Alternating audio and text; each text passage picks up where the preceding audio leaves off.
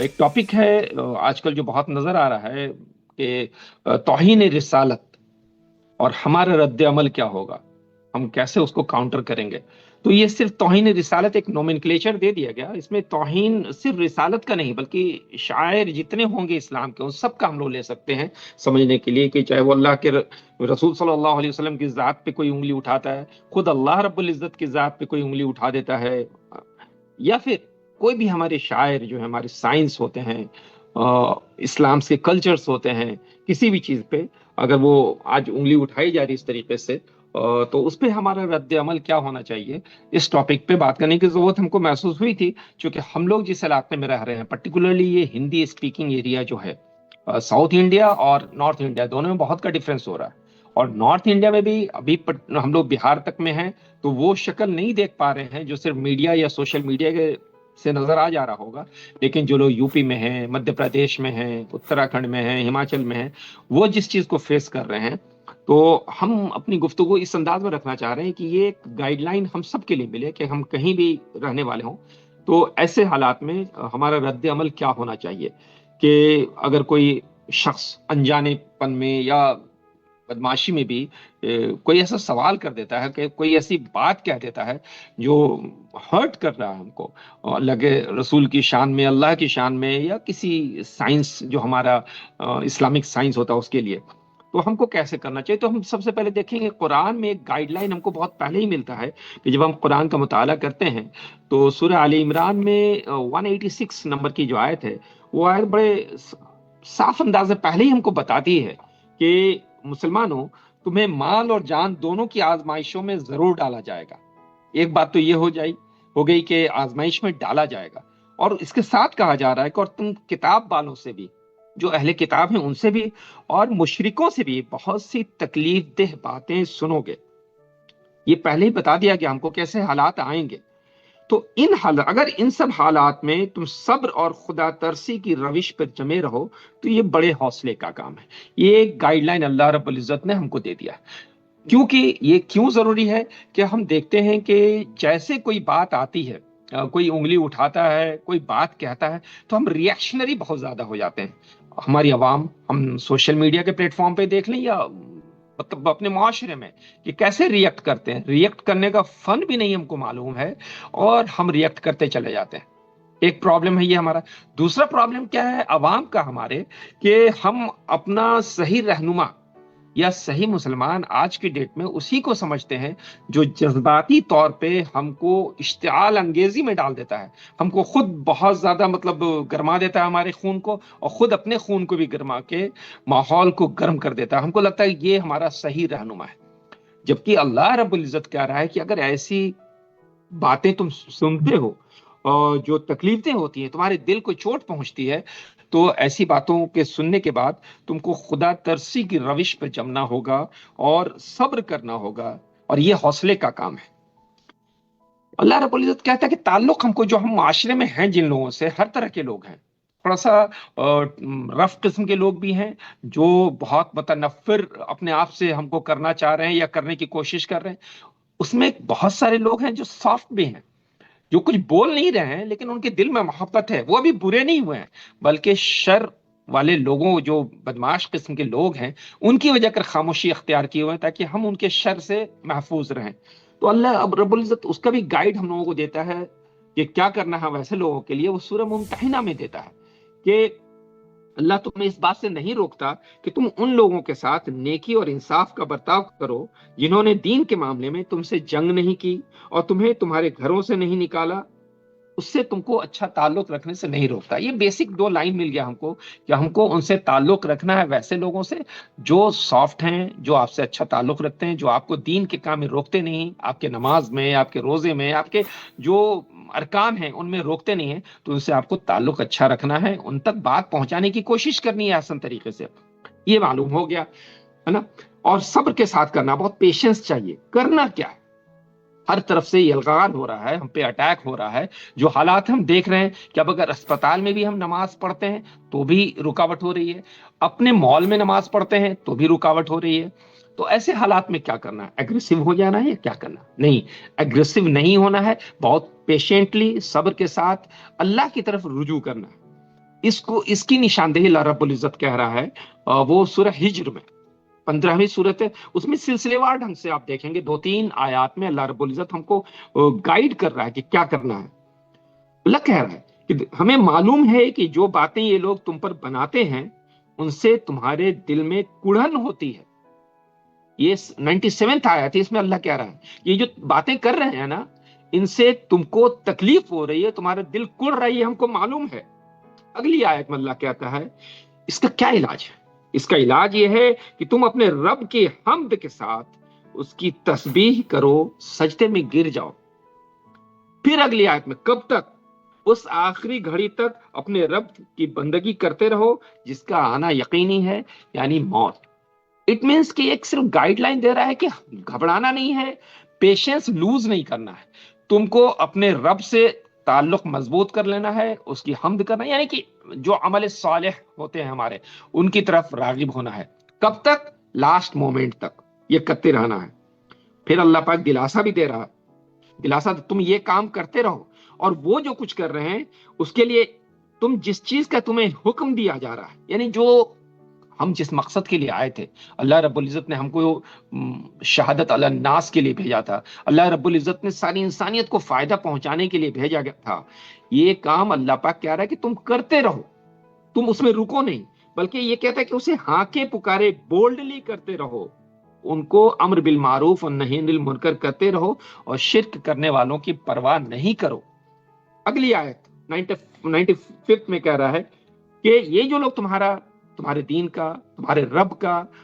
اللہ کے آخری رسول کا جو مذاق اڑانے ہیں، تو تمہاری طرف سے، تمہارے بہاف میں ہم ان مذاق اڑانے والوں کی خبر لینے کے لیے کافی ہیں، تم کو پریشان نہیں ہونا، ہم کافی ان کے لیے، صرف تم اپنا تعلق اپنے اللہ سے مضبوط کر لو صبر کے ساتھ، اور جو کام جس کام کے لیے بھیجا گیا ہے اس کام کو کرتے رہو۔ اب مسئلہ یہاں پہ اٹھتا ہے کہ ہم کو کرنا کیا ہے، کون سا کام ہے؟ ہماری بڑی آبادی سمجھ نہیں رہی کہ ہم کس مقصد کے لیے بھیجے گئے تھے، کام کرنا کیا ہے۔ تو 2-3 چیز بہت شارٹ میں ہم پوائنٹس کے انداز میں آپ کو بتا دیں کہ ہم کو کرنا سب سے پہلے یہ کہ ان کا مقصد ہوتا ہے ہم کو پرووک کرنا، وہ چاہ رہے ہیں کہ ہم کو پرووک کریں تاکہ ہم پرووکڈ ہو جائیں اور کچھ ایسا کام کر دیں جو خود ہمارے اگینسٹ چلا جائے، اور اس طریقے سے ہم چاہے قانونی گرفت میں آ جائیں یا ہم خود پریشان ہو جائیں۔ تو یہ کہا ہم کو مطلب اشارہ کیا جا رہا ہے کہ آپ کو ٹریپ کرنے کی کوشش کر رہے ہیں، آپ ٹریپ نہیں ہوئیے۔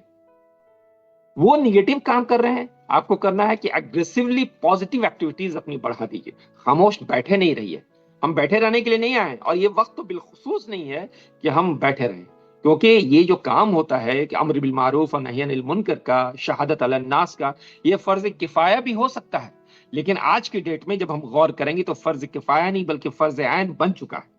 تو ہم کو ٹریپ نہیں ہونا ہے، بلکہ ان نگیٹو باتوں سے پریشان نہیں ہونا ہے، اپنا کام پازیٹیو کرتے رہنا ہے۔ کیا کرنا ہے؟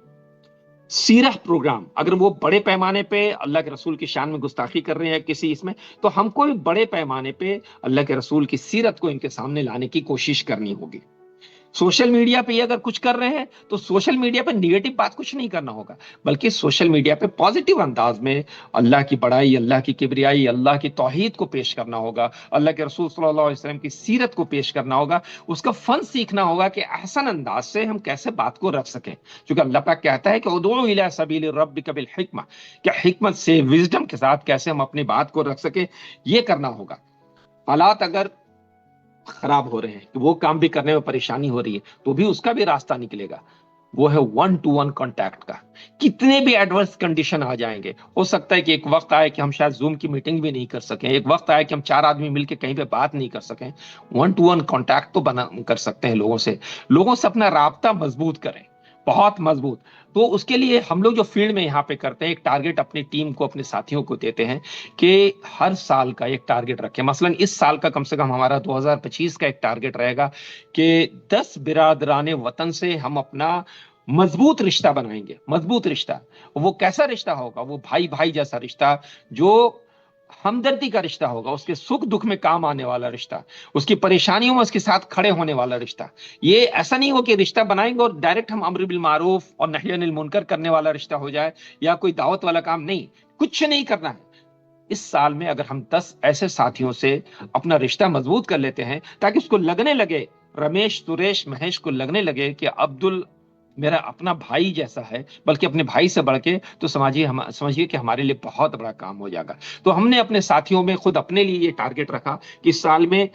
10 ہمارے برادران وطن سے مضبوط رشتہ بنائیں گے۔ ایسے اگر ہمارے 10 ساتھی یہاں پہ ہیں، یہ لوگ سارے لوگ اگر یہ کام کرتے ہیں تو 100 ساتھیوں سے ہم مضبوط رشتہ بنا سکتے ہیں۔ جب ان سے مضبوط رشتہ بنا لیتے ہیں تو اللہ رب العزت کسی نہ کسی دن ہم کو موقع دے گا، خود وہ ساتھی موقع ڈھونڈ کے کبھی ہم سے پوچھ لے گا یا ہم کو موقع ملے گا، تو ہم اپنی بات احسن طریقے سے مدلل انداز پہ رکھ سکتے ہیں۔ یہ طریقہ اختیار کرنے کا، اور اجتماعی طور پہ کیا کرنے کا، اجتماعی طور پہ 2-3 چیزیں بہت مضبوط ہیں کہ ہم کوئی بھی کام اگر پازیٹو ایٹیچیوڈ میں کرنا چاہ رہے ہیں، کن سے کرائیں گے؟ مومن کرے گا نا۔ ہم جب معاشرے میں جاتے ہیں، فیلڈ میں جاتے ہیں، تو یہ انداز ہوتا ہے کہ نماز تو پڑھ رہے ہیں لوگ، روزہ رکھ رہے ہیں، لیکن توحید خالی ہو چکا ہے، توحید سمجھ نہیں پا رہے۔ ہماری بڑی آبادی، اور ہم تو بعض دفعہ یہ لگتا ہے کہ ہماری شاید 90% آبادی توحید کس کو کہتے ہیں یہ نہیں سمجھ پا رہی ہے۔ وہ نماز بھی پڑھ رہی ہے، مسجدیں بھری ہوئی ہیں، روزے بھی رکھ رہے ہیں، متاف بھی بھرے ہوئے ہیں، لیکن توحید، جو خالص توحید، جس کو 24 کیرٹ سونا والی توحید کر سکتے ہیں، اس سے خالی ہے۔ تو اپنے لوگوں میں توحید سمجھانا ہوگا ریشنل انداز میں، ورنہ کیا ہو رہا ہے، توحید نہیں سمجھ پا رہے ہیں، یہ اسلام کو ٹھیک سے سمجھ نہیں پا رہے ہیں، تو انڈکلیئرڈ ایتھیزم کی طرف بڑھتے چلے جا رہے ہیں۔ تو ہم سب کو یہ کوشش کرنا ہوگا کہ خود قرآن و سنت کی روشنی میں توحید کو سمجھیں اور اس توحید تک لوگوں کو مطلب پہنچائیں گے توحید۔ اور نیکسٹ کام کیا ہوگا کہ ہمارے وہ عوام جو نہیں سمجھ پا رہے ہیں اور کہیں پہ اسلام کا مذاق اڑایا جاتا ہے، کچھ ہوتا ہے، تو بڑے نا امید ہو جاتے ہیں، افسردہ دل لے کے وہ کرتے کیا ہیں، ہمارے اوپر مطلب جو دینی رہنما ہیں ان کا مذاق اڑانے لگتے ہیں کہ ارے یہ مولانا لوگ کیا کر رہے ہیں، یہ دینی جماعت کیا کر رہی ہے، یہ لوگ کیا کر رہے ہیں، کچھ نہیں کر رہے ہیں، بہت لگتا ہے کہ ڈپریشن میں چلے جاتے ہیں۔ تو خود ان کی ٹریننگ کرنی ہوگی، ان کو سکھانا ہوگا، سمجھانا ہوگا کہ اگر کوئی ہمارے اسلام کے خلاف اللہ کی شان میں گستاخی کرتا ہے، اللہ کے رسول کی شان میں گستاخی کرتا ہے، تو ہم احسن طریقے سے اس کو کیسے کاؤنٹر کر سکتے ہیں، پازیٹیو انداز میں کیسے اللہ کے رسول کی سیرت کو بہتر انداز میں رکھ سکتے ہیں۔ یہ ساری چیزیں فیلڈ میں سکھانے کی ہوتی ہیں، دھیرے دھیرے آہستہ آہستہ کر کے جب ہم یہ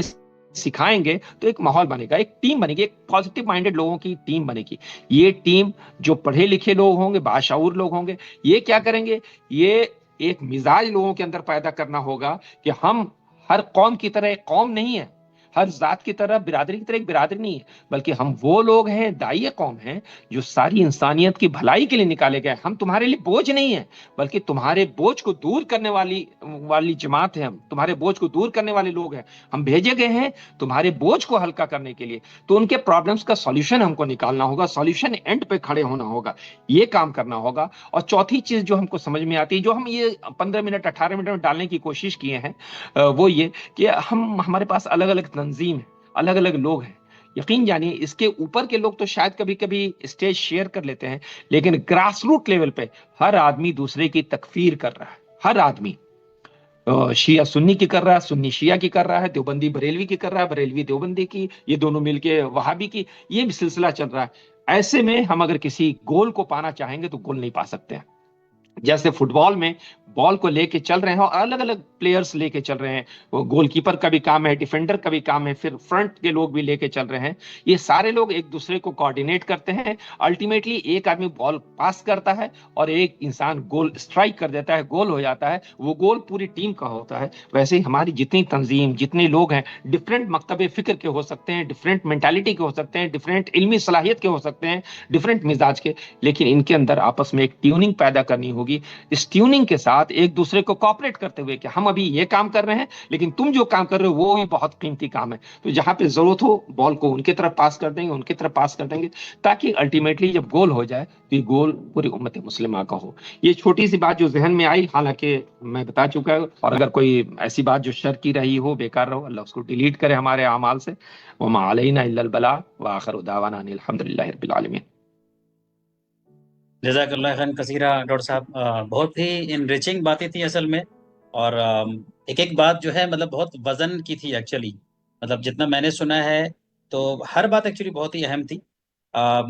خاص کر یہ جو گائیڈ لائنس آپ نے دیا کہ بھائی اتنا ایک سینسیٹیو ٹائم چل رہا ہے تو لوگ ریئیکٹ نہ کریں، بہت امپورٹنٹ ہے۔ نوجوان لوگ ریئیکٹ کرنے لگتے ہیں سوشل میڈیا پہ، پوسٹ آ گیا، کچھ بھی ہو گیا، بہت ریئیکشنری ہو جاتے ہیں، جس سے پھر کیا ہوتا ہے الٹیمیٹلی نقصان ہمارا ہی ہوتا ہے۔ تو کافی زبردست باتیں تھیں، اور آپ چونکہ گراس روٹ لیول پہ کام کرتے ہیں تو آپ نے اپنے تجربے شیئر کیے۔